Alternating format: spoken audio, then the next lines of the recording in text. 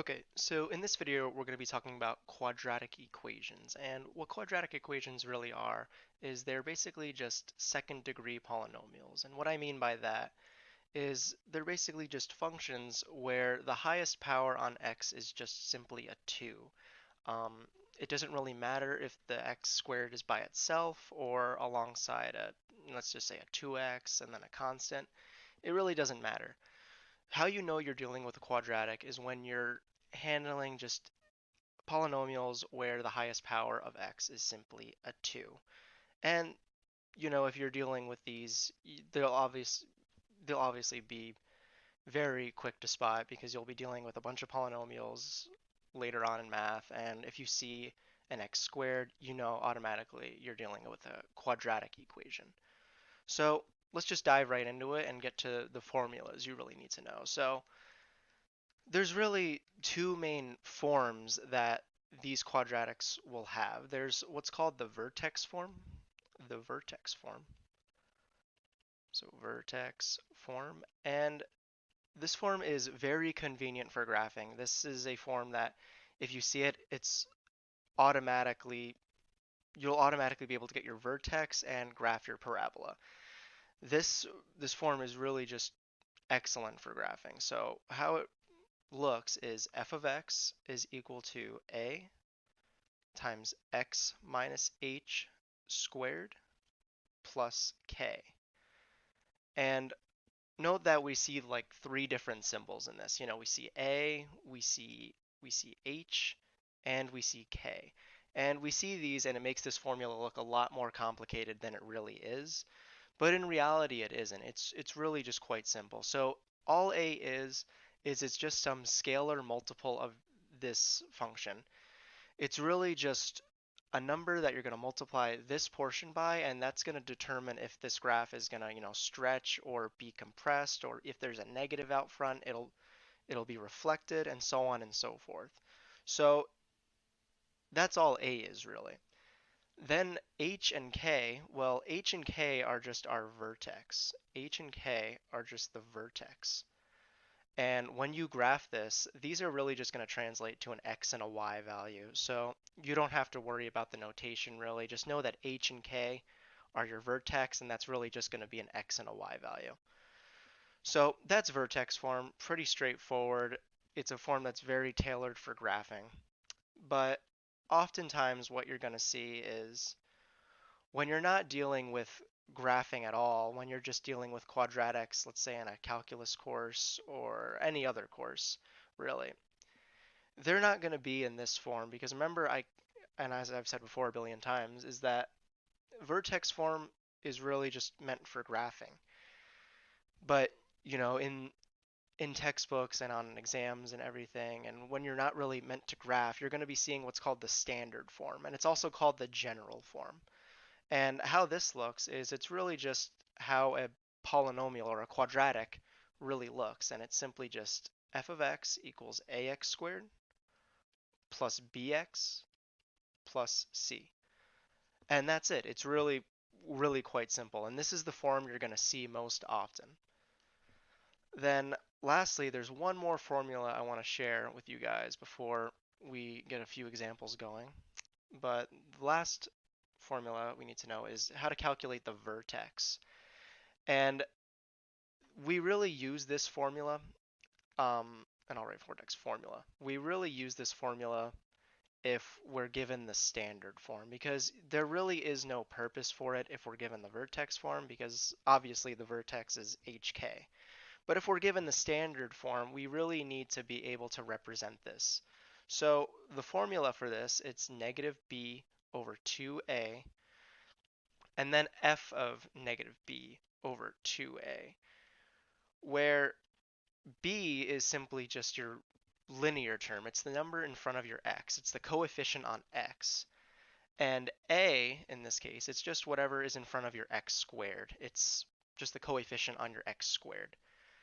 And then what this means down here is this looks pretty confusing. It's simply just your x value, whatever value you get here. Let's say if I got 5, then my y value would be f of 5, and I just plug this into my original function right up here, and I'd get some y value. And that's all it really is. So again, these are three formulas that you need to remember if you're going to be able to do a pretty good amount of work with graphing. So let's kickstart an example and we'll see how we do. So for my first example, let's say I'm given y equals x squared minus 6x plus 2. So you obviously look at this and you can see that, hey, I'm dealing with the standard form because it's not tailored for graphing like it is up here. It's simply just, it's an ax squared plus a bx squared plus some constant, right? There's a linear term, an x squared, and so on and so forth. Definitely does not look like the vertex form that we have up here. But it does look like the standard form. So let's start by just finding the vertex, and that's always the first step you want to take when you're working with parabolas, is you always want to find the vertex. So let's do that. So since I'm dealing with a quadratic that's in standard form, I'm just going to start by finding the vertex of it using the vertex formula. So I'm going to use negative b over 2a to get my x value. Well, I have negative, and then my b is negative 6, so I'm going to have negative negative 6 over 2, and then my a is just 1. A is just whatever's in front of my x squared, and that's it.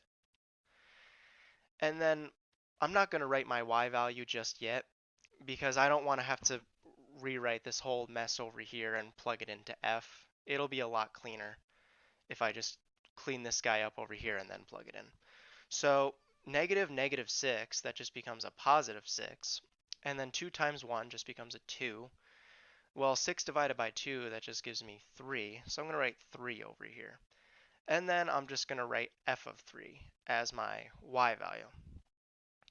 So in order to get that y value, instead of just saying f of 3, I'll plug it into this function up here. So I'll get 3 comma, well, let's evaluate this guy over here. I'm going to get 3 squared minus 6 times 3 plus 2. So again, just plugging this 3 into my original equation. And this is going to become 9 minus 18 plus 2. And that's going to give me negative 9 plus 2. And I'm just going to get negative 7 out of this guy. So my y value then becomes negative 7. So that's finding the vertex, and now oftentimes what textbooks or professors or teachers or whatever will ask you to do is find what's called the axis of symmetry. And I'm just going to abbreviate this as AOS. Again, AOS just standing for axis of symmetry. And all this really is, it's just your x value. It's the x value of the vertex. So if my x value is just 3 here, then I'll simply just write x equals 3. Or if you really want, you could just write the whole coordinate right here. You could just say it's at 3. You could write 3 comma negative 7. But normally people just say x is equal to 3, and that's literally all you'll do. The reason is because recall that, and this is going to be a pretty rough looking graph, but remember that parabolas, they're always symmetric. And if I had a parabola like this, it's just a quadratic equation, it's always symmetric smack down the middle. And it's always symmetric at an x value. And here in this case, it's symmetric at x equals 0.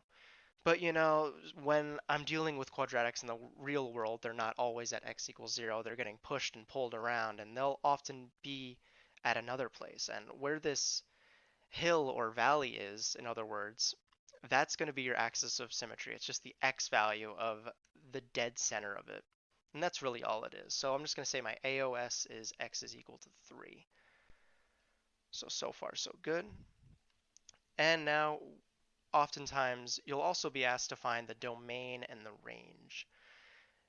And in order to find the domain, it's really quite simple. All the domain is for polynomials in general is it's always going to encompass all real numbers. Look here, like if I'm dealing with an x squared minus 6x plus 2, I could ask you to think of a value that would make this function undefined, and you couldn't. The output would never be undefined. You could plug in 2 or 50,000 or negative 2.8 trillion. It's not really going to matter because no matter what value I plug in, I'm going to get a valid output. So one golden rule to remember is that polynomials are always continuous everywhere. In other words, their domain is just all real numbers. And you could say that as negative infinity to infinity, where it encompasses everywhere. It's never going to break, in other words. So pretty straightforward, pretty straightforward. And then the range, well, the range is a bit trickier. And oftentimes for the range, it's always safe to just kind of draw a rough sketch of the graph first if you're not asked to graph it, if you're simply just asked to find all this information. So I'm going to draw a pretty rough sketch of this. I'm not going to label everything. I don't want to waste time in this video, but I'm just going to label the vertex. So it's at 1, 2, 3, 2, 3, 4, 5, 6, 7. So it's somewhere down here. And I know it's going to be opening upward as well because there is no negative out front in my A. So my A value right here in this case, there's no negative on the x squared. So in this case, it's just going to be opening upward. And if I were to just draw a really rough looking graph like that or something, then you're going to see that, well, what are the y values it's encompassing? Well, this graph is never going to go down here. It's never going to go down there, no matter what values we plug in. It's never going to be beneath this line, you could say, beneath this line right here. Try it 50,000 times. There we go. So in other words, the range is always just what y values it encompasses. And here you can see that it's never going to dip below -7. And in this case, it's just the y value on our vertex. So we'll simply just say that y is greater than or equal to -7. And again, there's multiple ways to write the domain and range. I just chose 2 different ways for this, just to so you can kind of familiarize yourself with the different notations. So that's the range. And lastly, oftentimes what books will want you to do is to convert from one form to the other. They'll want you to convert from standard form to vertex form, or, standard form to vertex form up over here. They'll want you to convert between these two. So from vertex to standard or standard to vertex. And the process is really quite easy. So in this case, I was given the standard form, so I'm just going to want to write it in vertex form. So if I were to write this guy in vertex form, well, remember that the vertex form, I'm just going to write it really quick. It's just y is equal to a times x minus h squared plus k. But remember what h and k are. Like I said up here, h and k are simply the vertex. So we already have the vertex, judging by what we found earlier. We said that it was 3 and -7. So I can plug that in right off the bat. So I'll say a, x, and then in this case, this is h and this is k. So I'm going to say x minus 3 squared, and then just -7. It's simply plus -7 or just -7. And the last thing we have to do is we have to find a. And finding a is really quite simple. What we're going to have to do is just look at what our a value was in our standard form. And whatever your a value is here, it's also going to be your a value here as well. So in this case, our a was 1. It's just a 1 in front of the x squared. So it's just going to be a 1 down here as well. So 1 x minus 3 squared minus 7. And for formality, you can just leave out the 1. It's implied that it's already there. And that'll be it in vertex form. So these steps might be kind of random at first, like finding these things, but it's oftentimes it's what's asked of you in the books, and it might be asked of you on a test and so on and so forth. So finding the vertex, the range, the domain, the AOS, and the vertex are really critical in being able to graph this. And obviously your graph's going to look a lot better than mine. Mine's just a really quick sketch. So, and whoops, let me write -7. Sorry about that. -7 right there. So that was an example of when we're given a quadratic in standard form. So now let's do a quick example where we are given it in vertex form. So I'm going to clear this right here, and we'll try this guy. So let's say I have y is equal to negative x plus 3 squared minus 5. So again, the first thing I always want to do when I'm dealing with quadratics is start by finding the vertex. Well, in this case, it's really nice, and I don't need to use the vertex formula because this is in vertex form. And the vertex is already given to me because remember, this is simply just y equals a x minus h squared plus k. And all we need to do is really just recognize what h and k are because remember, hk is our vertex. That's our vertex. So we'll do exactly that. Well, if I look in this, I could rewrite this as x minus a negative 3. So right off the bat, I know what my h is. It's just negative 3. And then I can already see here that this is my k value. It's, in other words, you could rewrite that as a plus negative 5. And I can see that my k is negative 5. So my vertex is negative 3 comma negative 5. And that's really all you have to do. If you're given it in vertex form, it's really quite simple to find the vertex. And that's why I've said before that this form right here, it's really tailored for graphing because you can find your vertex right off the bat. So let's find the AOS, and like I said earlier, the AOS is simply the x value of the vertex. So I'm just going to write x is equal to negative 3, and we're done. So lastly, let's look at one more thing that might be asked of you on a test or something like that. And I didn't include it in the last example, but I'll include it in this one. Oftentimes it might want you to find the y-intercept, So right now y-intercept, but there we go. And finding the y-intercept is really quite easy. All you do is you just plug in 0 for x. So we're just going to plug 0 in for x into our original equation. So we'll plug that in up there.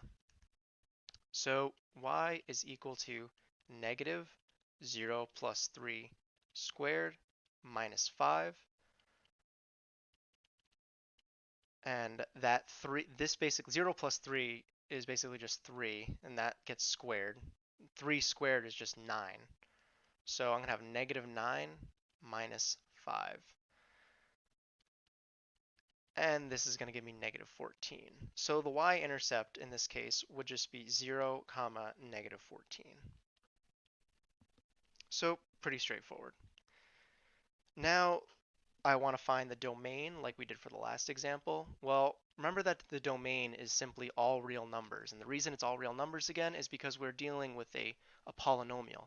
And polynomials will never be undefined no matter what x value you plug in. So I'm just going to write negative infinity to infinity. Okay, so now for my range. And remember, the range requires a bit more of work. It just requires drawing a rough sketch of your graph. And you can find it other ways too. But this is really just the way I see that it works best for me. So I'm just going to label where my vertex is. It's at negative 3, 1, 2, 3, and negative 5. So 3, 4, 5. So 1, 2, 3, 4, 5. There we go. And because I see a negative out front, a negative a value, then I know that this graph is going to be opening downwards. It's going to be reflected. So it's going to look something like this in the long run. So now, really what I have to do is I just have to see, well, which y values is it encompassing? Well, it's never going to be above negative 5 in this case. It's never going to be above that. It's always going to be below that. It's always going to be below negative 5.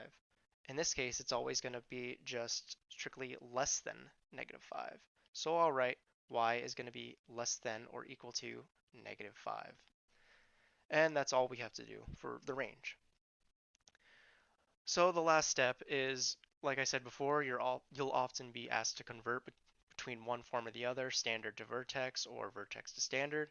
Well, we were given vertex form here, so our job is to just convert to standard form. And converting to standard form is really quite easy. It's just tedious. All you have to do is just do the basic algebra. So I'll write y I'll just write the function again, negative x plus 3 squared minus 5. And all you're going to want to do is just FOIL this guy and do the basic arithmetic and algebra from there. It's really not too bad. So I'm going to write x plus 3 squared as x plus 3 times x plus 3.